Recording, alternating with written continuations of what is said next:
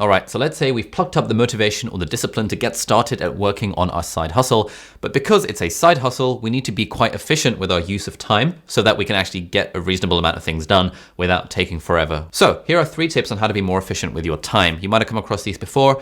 I still find it useful to remind myself of them every single day. Number 1, Parkinson's law. Parkinson's law states that work expands to fill the time that we allocate to it. So for example, if I were to allocate 3 hours to filming a YouTube video, it's going to take 3 hours. If I only allocate half an hour to filming a YouTube video, it's only going to take half an hour for me to actually film.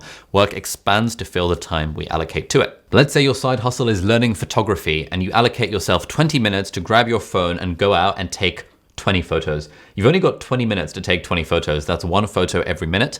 That is using Parkinson's law to your advantage, because now you can bang, bang, bang, bang, like 20 different photos. And because you've done a lot of practice in taking photos, because you've done 20 of them, your skills will improve much more than if you said, hey, let me give myself 2 hours and I'm just going to go around and take some photos and explore my photography. Like, being very, very targeted with how we spend our time is how we can be efficient and therefore be more successful with our side hustle. Secondly, let's talk about the Pareto principle, which is that 80% of the outputs come from 20% of the inputs. Now, this is useful when it comes to side hustles because, for example, when I was learning how to play the guitar as a side hustle, I knew that the end goal was that I wanted to be able to play chords while singing along. And with that in mind, I could take into account the Pareto principle and think, okay, what is the 20% of stuff I need to know about the guitar to get to this goal state of being able to accompany myself while singing? And the answer to that is you basically just have to learn a few different chords. And if you learn like 4 or 5 chords, chances are you can play most pop songs. And if you get a capo for like $5, you can get the capo on your guitar and then you can play in different keys. Like, that's the 20% of stuff you need to know to get sufficiently competent at the guitar to be able to perform and accompany yourself while busking in town or while singing on stage. Equally, let's say your side hustle is learning how to design websites. There is again a core 20% of knowledge and skills that contribute 80% towards the design. There's like a whole world of web design related things that you could look at and you could go so far down the rabbit hole. But most of the stuff that people care about when it comes to a website is white space and typography and are the links working and is the line height between the letters and the lines, like, is that reasonable?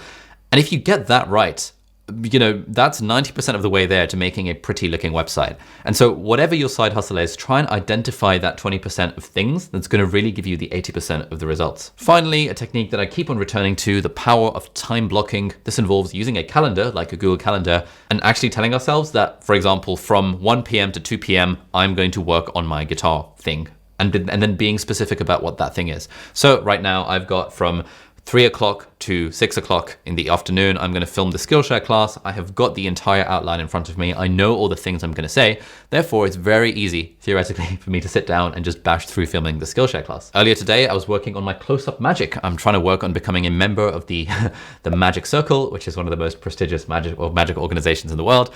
And to do that, I need to create an 8 to 12 minute magical act. And so I spent 20 minutes writing a script. I said to my friend who's helping me out on the magic front that, look, let's get off the Zoom call. For the next 20 minutes, I'm going to write the script and I'm just going to do it. And I time blocked that in my calendar. And then for 40 minutes, for the remainder of the hour, we exchanged some ideas on what this performance could look like. But the only reason that happened is because we planned out, like, every Saturday from 1 till 2 p.m., we've time blocked kind of magic practice time.